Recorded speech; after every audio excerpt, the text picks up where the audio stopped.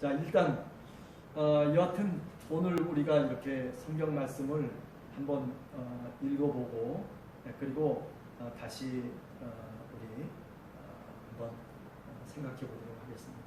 우선 첫 번째 읽을 수 있는 성경 말씀이 빌립보서 1장 3절에서부터 8절까지 말씀을 우리 같이 함께 읽어보도록 하겠습니다. 빌립보서 1장 3절에서 8절까지 말씀 같이 읽겠습니다. 시작. 내가 너희를 생각할 때마다 나의 하나님께 감사하며 간구할 때마다 너희 무리를 위하여 기쁨으로 항상 간구하는 너희가 첫날부터 이제까지 복음을 위한 일에 참여하고 있기 때문이다. 너희 안에서 착한 일을 시작하신 이가 그리스도 예수의 날까지 이루실 줄을 우리는 확신하노라. 내가 너희 무리를 위하여 이와 같이 생각하는 것이 마땅하니 이는 너희가 내 마음에 있음이며 나의 메임과 복음을 변명함과 확정함에 너희가 다 나와 함께 은혜에 참여한 자가 되리라. 내가 예수 그리스도의 심장으로 너희 무리를 얼마나 사모하는지 하나님이 내 증인이시라. 이 빌립보 지역은 제일 처음에 이제 우리가 그리스 지도를 이렇게 쭉 제가 자료로 올렸는데 거기 보면 빌립보라고 하는 그 지역이 그 마케도니아라고 하는 지금의 그리스 지역 북부 쪽에 있는 그런 아주 조그마한 도시 가운데 하나입니다. 그래서 사도 바울이 전도여행을 하면서 특별히 2차 전도여행을 하면서 그 드로아라고 하는 지역에서부터 우리가 사도행전 16장 이하에 보면 드로아라고 하는 지역에서부터 말하자면 저 지중해를 넘어서서 빌립보라고 하는 지역으로 이제 건너가는 거죠. 그러니까 어떻게 보면 그 당시의 그 지리적 환경 속에서 보면 드로아라고 하는 항구에서 배가 떠나서 아주 그냥 곧바로 직진해서 얼마 되지 않는 거리에 이제 빌립보가 있었다. 그렇게 얘기할 수 있는 거죠. 그래서 사도 바울이 안디옥에서부터 출발해가지고 그래서 갈라디아 지역 우리가 잘 아는 뭐 루스드라라든지 이고니온이라든지 비시디아라든지 이런 부르기아라든지 이런 쪽으로 쭉 가면서 그러면서 결국 사도 바울이 아시아로 더 나가려고 하다가 나가지 못하는 관계로 사실은 저 지중해 넘어서 바다 넘어서 그리스 지역 빌립보로 이제 가게 됐다라고 하는 것을 우리가 생각하면 되겠습니다. 그러니까 이 빌립보서라고 하는 것이 쓰여진 바로 그 빌립보 지역이 마케도니아 저쪽 북쪽 지역에 있구나. 네아폴리라고 하는 지역 바로 위에 있는 그 도시가 바로 빌립보다라고 하는 것을 여러분들이 먼저 지도적으로 이렇게 생각해 놓으면 되겠습니다. 자, 그 다음에 두 번째 자료를 보면 빌립보 도시가 어떻게 되어 있느냐라고 하는 것을 좀 제가 이렇게 사진으로 찍어놨어요. 그 가운데는 소위 그 이그나티아 도로라고 해서 그 로마 군대가 전 세계에 걸쳐서 말하자면 싸움에서 이길 수 있었던 것은 도로망 때문에 이길 수 있었다라고 얘기하거든요. 그거를 보통 우리가 이그나티아 도로라고 그렇게 얘기를 합니다. 그래서 왕의 도로다 해가지고 로마가 말하자면 나라를 점령하고 나면 제일 먼저 하는 게 뭐냐면 도로를 먼저 까는 거예요. 그래서 그 도로가 팔레스틴에서부터 어디까지 쭉 나가냐면은 아시아를 지나서 그래서 저 그리스 그리고 그리스를 지나서 저 로마까지. 그래서 그 도로를 통해서 모든 것들이 행정이라든지 또는 무역이라든지 모든 것들이 그 도로를 통해서 사실은 연락되어지고 또 연결되어졌던 그 로마 제국이라고 하는 것이 이제 그런 어떤 그 도로망을 갖고 있다는 거죠. 그래서 빌립보 가운데로 바로 그런 어떤 이그나티아 도로라고 하는 게 쭉 뻗어져 있습니다. 그래가지고 저 아시아 지역에서부터 시작해가지고 그래서 쭉 그 로마로 이어지는 그런 그 말하자면 도로가 빌립보라고 하는 도시 중간으로 쫙 관통하고 있다라고 하는 것을 우리가 생각해야 되고, 그리고 이 빌립보라고 하는 이 도시가 보면은 제일 북쪽에는 뭐가 있냐면 아크로폴리스라고 하는 그런 그 아주 커다란 신전이 하나 들어가 있는 거죠.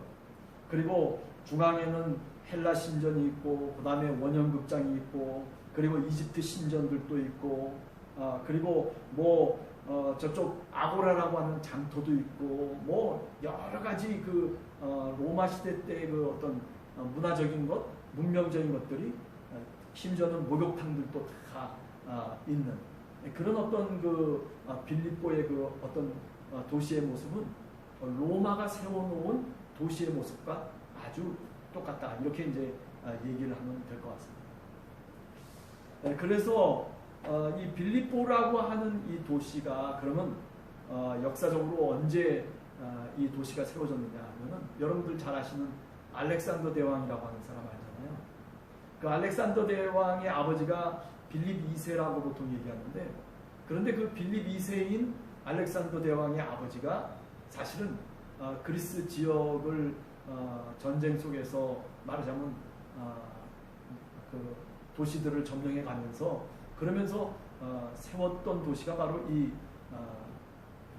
빌립보라고 얘기할 수 있죠. 그래서 빌립이라고 하는 말이 그 마케도니아의 그 알렉산더 대왕의 아버지 이름을 따서 이제 빌립이라고 그렇게 이제 도시 이름을 붙인 겁니다. 그러면 로마 시대 때 그럼 이 빌립보 도시는 어땠었느냐 하면은, 로마의 황제 아우구스투스라고 하는 사람이 있는데, 그 아우구스투스가 주전 42년경에 말하자면 큰 전쟁을 벌이죠. 그 소위 우리가 잘 아는 시저의 부하들과 이제 싸움을 벌여서, 그래가지고 시저를 살해한 자들을 물리치고, 그리고 전쟁에서 승리를 해요.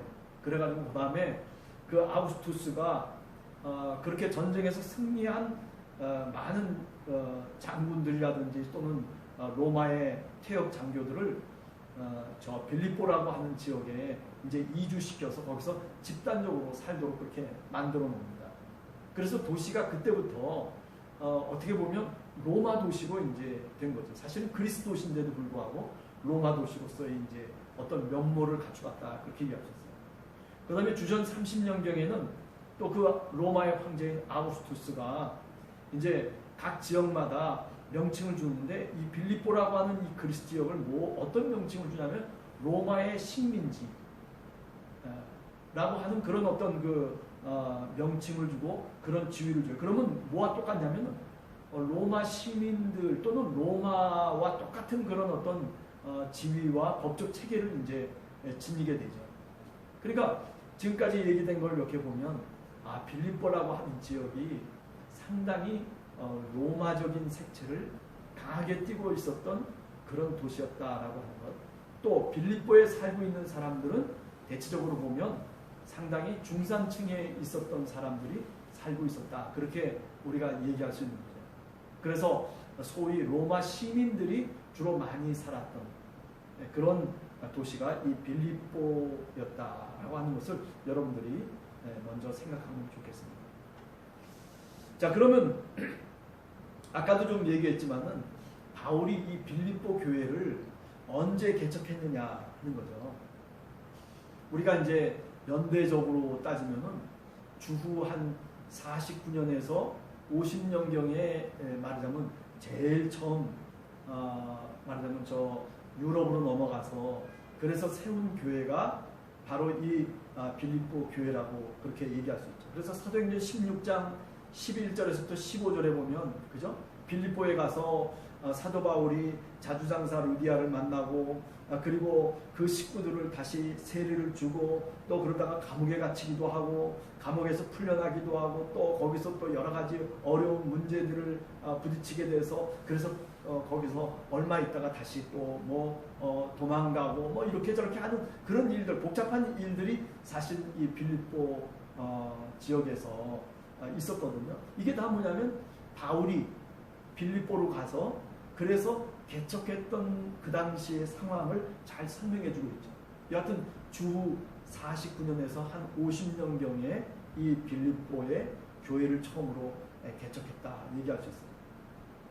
자, 그러면 사도 바울이 그러면 이 빌립보 교회에 몇 번이나 말하자면 방문했을까 했을 때 성경에 나타난 그 공식적인 그런 그 횟수를 치면은 한 3번 내지 2번 이렇게 이제 얘기를 할 수 있어요.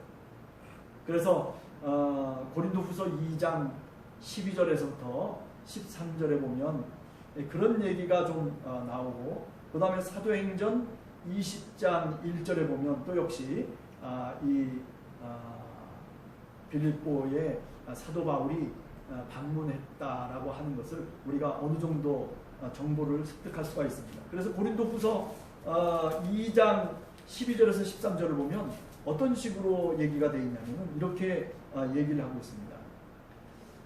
내가 내 형제 디도를 만나지 못하므로 내 심령이 편하지 못하여 그들을 작별하고 마케토니아로 갔노라. 이렇게 얘기하거든요. 여기 마케토니아로 갔다라고 하는 이 말이 뭐냐면 빌립보로 갔다라고 하는 그런 말입니다.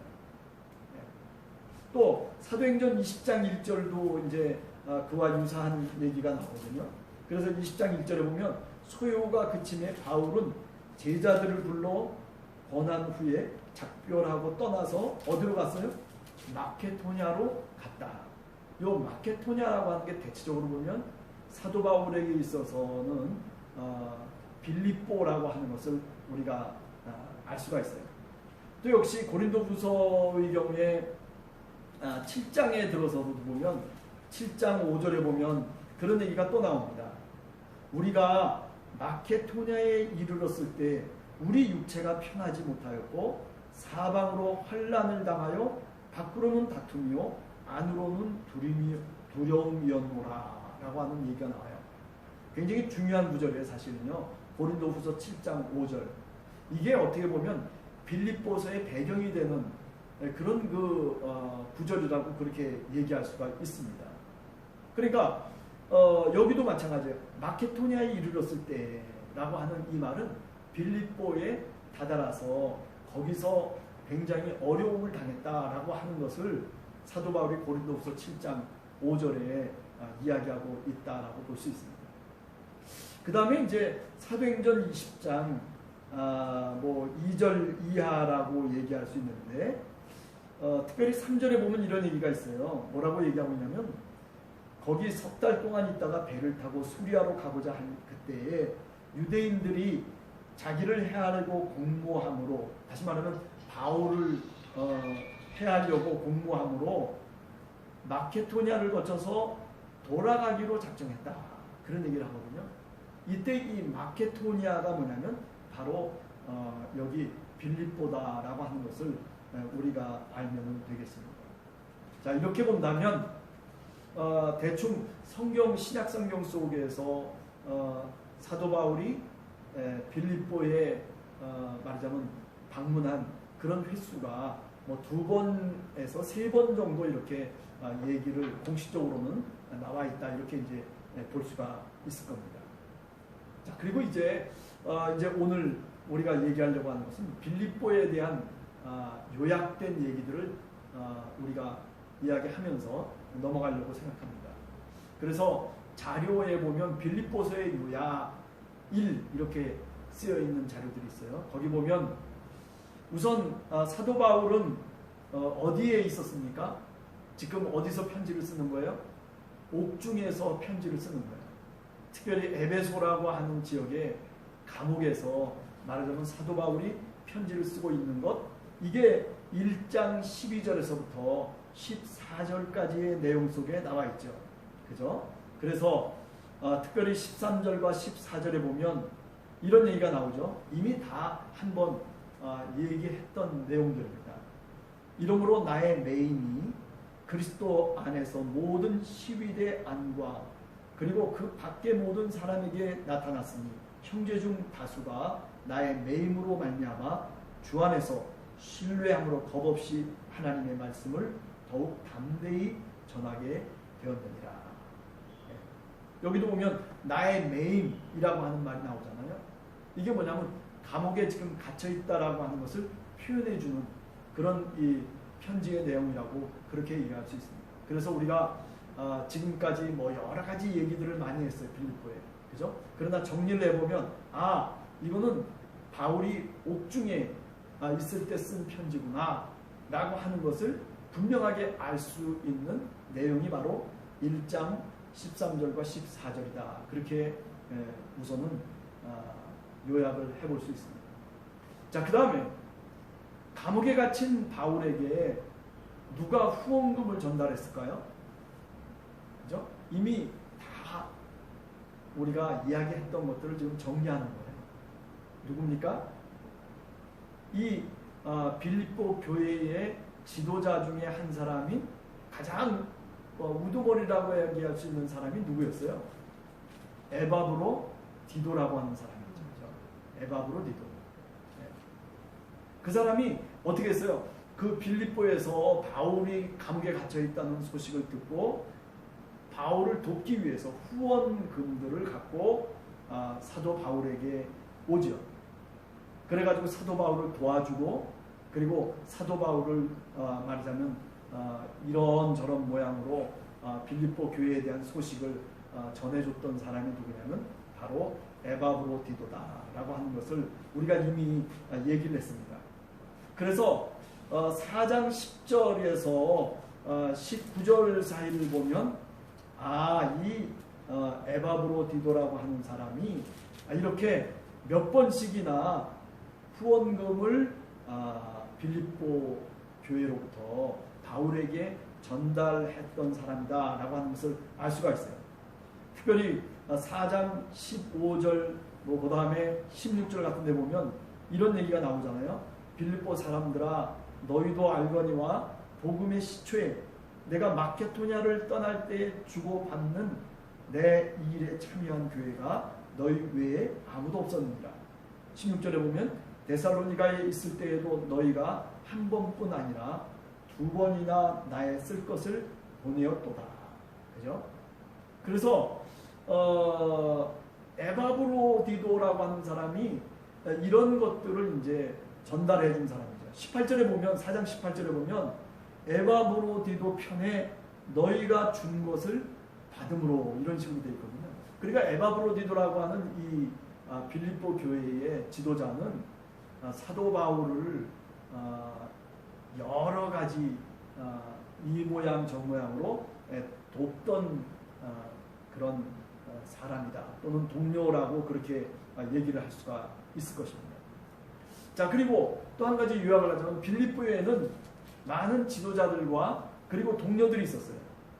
에바브로디도라고 하는 훌륭한 지도자도 있었지만은, 그러나 빌립보서 1장 1절에 보면 그런 사람들만 있었던 것이 아니라 모든 성도들을 이렇게 말하자면 돌보아주고 보살펴주고, 그리고 말하자면 용기도 북돋아 줄 수 있고 같이 함께 예배도 드려줄 수 있는 그런 사람들이 있었어요. 그 사람들을 뭐라고 얘기하냐면 감독들과 집사들이라고 그렇게 얘기를 했습니다. 그래서 우리가 이미 처음 시작할 때 빌립보 교회는 어떤 교회였는가라고 얘기할 때 바로 이런 사람들에 대해서 이야기를 우리가 이미 했었습니다. 또 더 나아가서 이 빌립보 교회 속에 여러 가지 말썽을 피웠던 사람들의 이야기도 우리가 좀 했었던 걸로 알고 있어요. 그죠? 그래서 말하자면 우리가 빌립보서 4장 2절 이하에 보면 유오디아와 순두계, 그렇죠?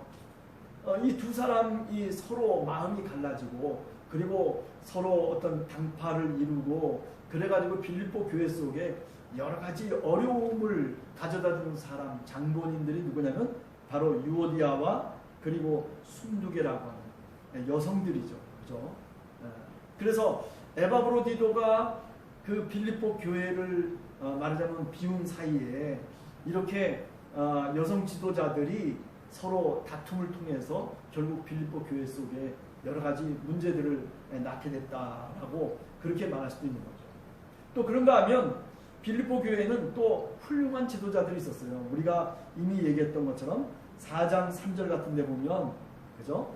복음에 나와 함께 힘쓰는 여인들, 그리고 클레멘트라고 하는 그런 걸출한 지도자를 우리가 얘기할 수 있습니다. 그래서 클레멘트는 우리가 잘 알듯이 굉장히 초대교회 때 유명한 그런 어떤 교부 가운데 한 사람이었다라고 그렇게 보통 이야기들을 하고 있습니다. 자, 그 다음에 우리가 쭉 배운 것 중에 또 한 가지 분명한 것은 뭐냐면, 이 에바브로디도가 감옥에 사도 바울을 돕기 위해서 왔지만은, 그러나 어떤 일이 벌어졌어요? 죽을 병에 걸렸단 말이에요. 뭐 도우려고 왔는데, 그런데 오히려 사도 바울을 돕지 못하고 뭐 죽을 병에 걸려가지고 이제 죽느냐 사느냐 하는 그런 어떤 지경에 이르렀다가 하나님의 은혜로 그가 그 병에서부터 나음을 얻게 되죠. 그래서 어떻게 해요? 이 빌립보 편지를, 이 서신을 누구에게 갖다 주는 거예요? 빌립보 교인들에게 전달해 주는 사람이 바로 이 에바브로디도라고 그렇게 우리가 얘기할 수 있을 것입니다. 그래서 26절에 보면 그가, 그죠? 에바브로디도가 너희 무리를 간절히 사모하고 자기가 병든 것을 너희가 들은 줄을 알고 심히 근심한지라. 그가 병들어 죽게 되었으나 27절에 보면 하나님이 그를 긍휼히 여기셨다. 네. 그래요. 그래서 그 병에서부터 나음을 얻고, 그리고 사도 바울의 그 안부와 소식과 감사의 편지를 갖고, 그래서 어디로 갖고 가냐면은 빌립보 교인들에게 이 편지를 갖고 가는 전달자가 바로 이 에바브로디도였었다라고 하는 것을 우리가 알 수 있죠. 자, 그런 면에서 보면 빌립보서를 우리가 읽어보면서 제일 중요한 인물이 누구냐면, 제가 생각할 때는 물론 바울도 중요하지만은 에바브로디도라고 하는 사람이 굉장히 중요한 사람이다라고 하는 것을 우리가 상식적으로 알아야 됩니다. 자, 그리고 또 한 가지 뭐냐면 빌립보 교회의 어떤 상황이라고 얘기할 수 있는데, 2장 19절을 이렇게 읽어보면 뭐라고 얘기하고 있냐면, 사도 바울이 편지를 썼어요. 내가 디모데를 속히 너희에게 보내주기를 주 안에서 바람은 너희의 사정을 알므로 내가 안위를 받고자 함이라. 그렇게 사도 바울이 편지를 쓰고 있어요. 그러니까 지금 어떤 상황이냐면, 이 에바브로디도가 편지를 갖고 가는데, 그런데 혼자 가는 것이 아니라, 어찌 보면 지금 편지 속에서는 우리가 자세히 알 수 없지만은, 그러나 이 내용을 통해서 보면 이 아마 디모데도 같이 함께 빌립보로 방문할 예정이었지 않았겠는가라는 생각을 해보게 됩니다. 그래서 바울에게 이제 디모데가 가보니까 에바브로디도하고 같이 가보니까 빌립보에 정말 이런 문제가 있었고, 그리고 이런 문제를 어떻게 풀었고, 그리고 그 지금 빌립보 교회가 사정이 이러저러 합니다 라고 하는 것을 상세히 사도 바울에게 말하자면 보고하기 위해서 디모데가 같이 에바브로디도와 함께 빌립보 교회를 방문할 예정이었다. 우리가 지난번에 한번 쭉 이야기를 했습니다만은, 이 에바브로디도 말고 그 다음에 아주 바울에게 중요한 사람이 누구냐면 디모데예요. 왜 중요하다고 했어요? 물론 그가 믿음의 아들이기도 하지만은, 그러나 이 디모데는요, 항상 바울이 어떤 문제가 있으면은 그 교회의 문제를 풀기 위해서 누구를 보내냐면 디모데라고 하는 사람을 보내요. 아마 제가 생각할 때는 디모데라고 하는 사람이 어떤 사람이었을까? 그의 인품과, 그리고 그의 성격, 그리고 그의 어떤 말하자면 행동들, 이런 것들이 다른 사람을 설득하고 다른 사람을 감화시킬 수 있는 그런 성령의 사람이었다라고 저는 종종 생각을 해요. 네. 그죠? 그래서 어떤 사람이 교회 속에서 사도 바울에 대해서 오해하고 있으면은, 그러면 그 오해를 풀어주기 위해서 디모데가 그 사람을 찾아가서, 그래서 그 오해를 풀어주는 사람, 일종의 트러블 메이커가 아니고 피스 메이커다 얘기할 수 있죠. 어떻게 보면 중재자의 역할을 사도 바울이 좀 잘못한 것도 어찌 보면 디모데가 가서 그것을 무마시키고 그리고 그것을 오히려 더 좋고 아름다운 것으로 다시 바꿔놓는 그런 역할을 했던 사람. 그 사람이 바로 누구냐면 이 디모데라고 그렇게 말씀을 드릴 수가 있습니다. 네. 자, 그렇기 때문에 우리 함께하는 교회 성도들도 저는 늘 생각이 디모데 같은 사람들이 됐으면 좋겠다라고 하는 그런 생각을 가져요. 우리가 기도할 때도 가끔 그런 기도를 했으면 좋겠어요. 나는 정말 디모데 같은 사람이 됐으면 좋겠습니다. 사실 그렇게 뛰어난 이름이 있는 것도 아니잖아요. 그럼에도 불구하고 많은 사람들로부터 칭찬을 받고 그리고 많은 사람들에게 감화를 줬던 그런 행동하는 신앙인, 그 사람이 누구냐면 바로 이 디모데라고 그렇게 이야기할 수 있습니다. 자, 그 다음에 빌립보서 속에서 지금까지 얘기는 좀 안 했지만은 오늘 이 이야기를 좀 하려고 해요.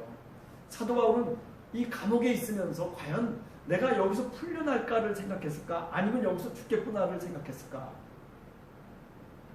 두 가지 다 이 빌립보 속에 들어오지만은 그러나 바울은 조만간에 이 감옥에서부터 나는 풀려날 것이다 라고 하는 그런 기대를 보여주는 구절들이 있어요.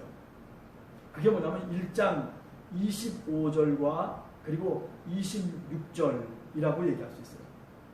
자, 한번 읽어봅시다.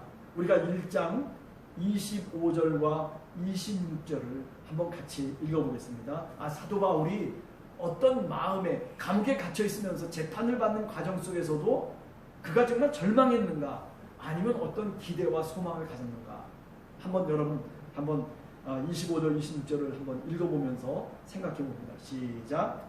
내가 살 것과 너희 믿음의 진보와 기쁨을 위하여 너희 무리와 함께 거할 이것을 확실히 아노니 내가 다시 너희와 같이 있으므로 그리스도 예수 안에서 너희 자랑이 나로 말미암아 풍성하게 하려 함이라.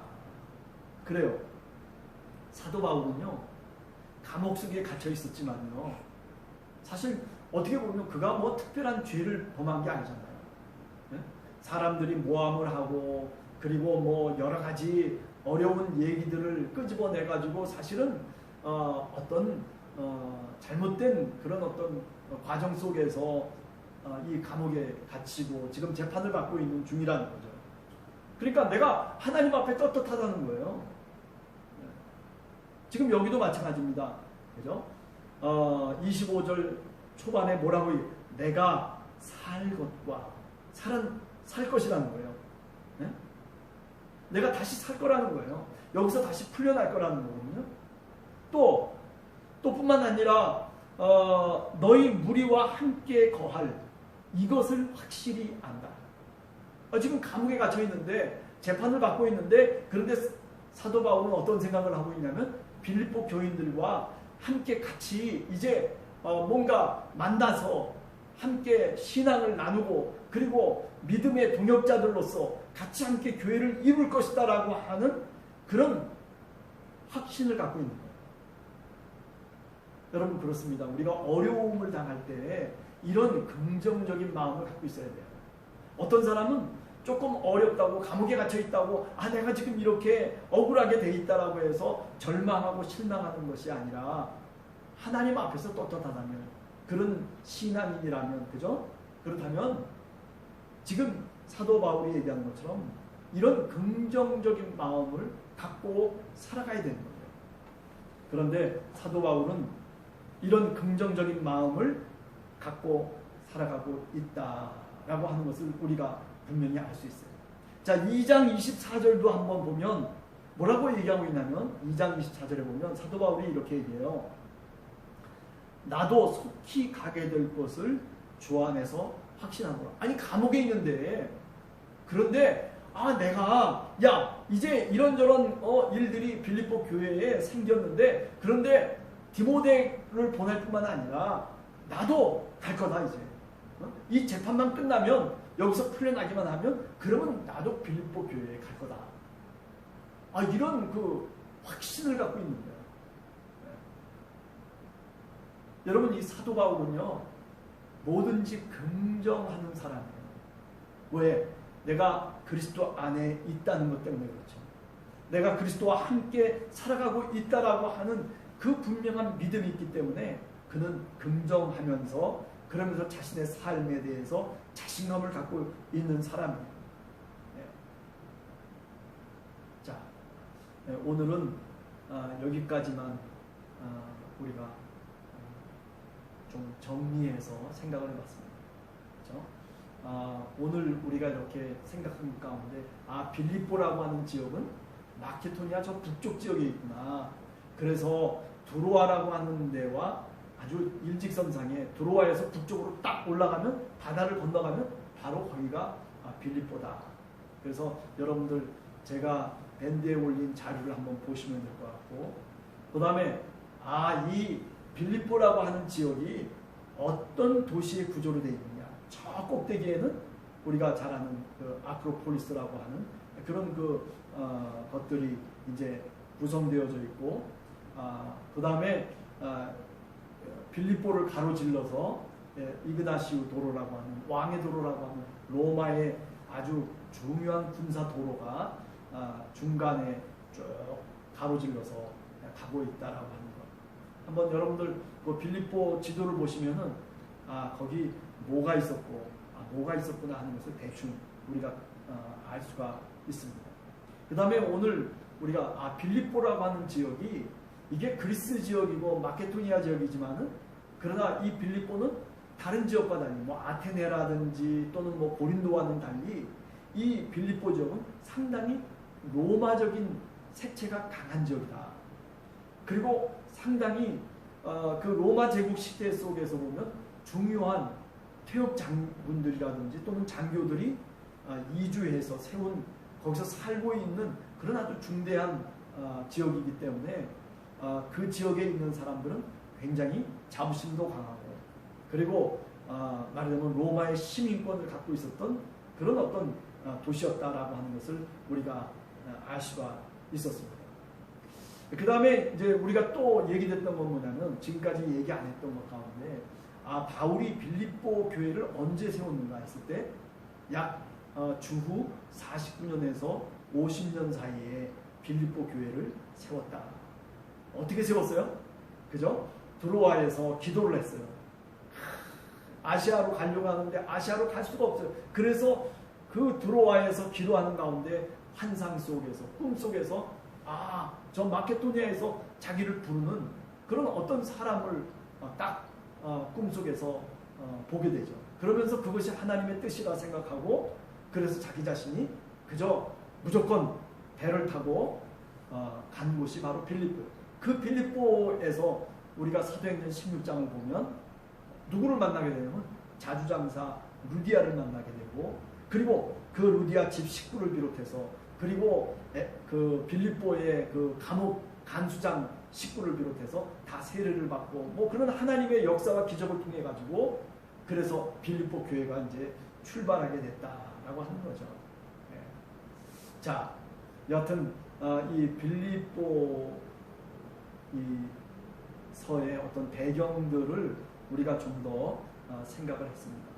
그러면서 오늘 옥중서신이라고 하는 것 여러분들 꼭 기억하시고 그 다음에 에바브로디도라고 하는 사람이 어떤 역할을 했나 하는 것을 한번 꼭 기억하시면 좋을 것 같아요.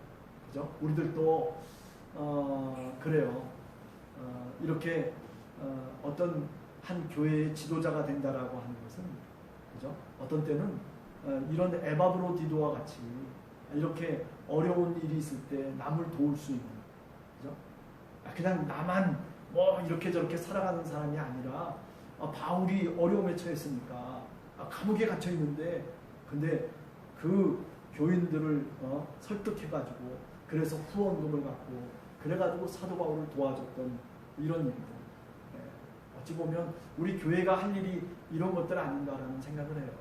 사실은요 우리가 이제 코로나라든지 아니면 수혜를 당한 그런 말하자면 지역에 있는 교회들을 좀 도와줄 수 있었으면 좋지 않을까라는 그런 생각도 그런 기도도 우리가 이 에바브로디도라고 하는 사람을 우리가 이렇게 보면서 그런 생각도 하게 됩니다. 여러분들 한 주간 살아가면서 좀 에바브로디도 같은 그런 사람이 됐으면 좋겠다. 디모데 같은 사람이 됐으면 좋겠다. 그렇죠? 그러면서 에베소 빌립보서를 한 번 더 처음부터 쭉 읽어가볼 수 있는 그런 여러분과 제가 되기를 간절히 원합니다. 같이 기도하겠습니다. 하나님 아버지 감사합니다. 하나님 참 어려운 시기를 저희들이 보내고 있습니다. 하나님 그럼에도 불구하고 우리가 이 어려운 시기 동안 믿음으로 살 수 있게 하시고 또 긍정적인 마음을 갖고 소망 가운데 하나님